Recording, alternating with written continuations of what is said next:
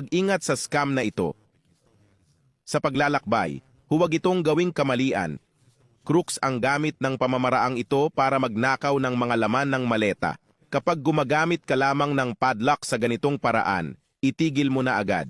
Isinasagawa to ng mga masasama ang loob sa airport gamit ang panulat para mabuksan ang mga bag at magnakaw. Ang ginagawa nila, pinipindot ang panulat sa zipper at madaling mabukas ang maleta. Silent silang nagnakaw ng anumang bagay na hindi mo namamalayan. Matapos na magnakaw, pinupul nila ang zipper pabalik at hindi mo namamalayan na may nawala. Kaya huwag kang gumamit ng padlock ng ganitong paraan.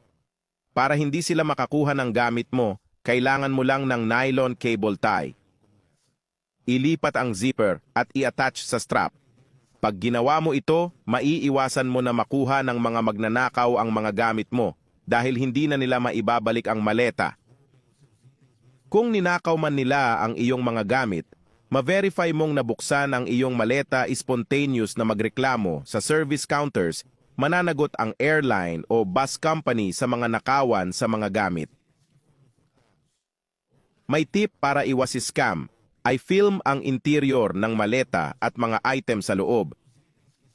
Sa paraang ito, kapag may nawala, mapapatunayan mo kung ano ang kulang at pwede humiling ng pag-aayos ng pinsala. Alam mo na ba ang tip na ito? Ipaalam sa akin sa mga komento. Kung napanood mo ito hanggang dito, mag-comment ka. Laging alerto ako. Sa paraang ito, malalaman ko kung sino ang nagustuhan ang video at napanood ito hanggang dito. Ang special greetings ay para kay Enilda Amorim, Niusete Araujo at Nivaldo Melo. Salamat sa pag-follow sa page at pagsulat ng comment sa mga videos. Kung gusto mong marinig ang pangalan mo sa susunod na video, mag-comment ka kung saan ka nanonood.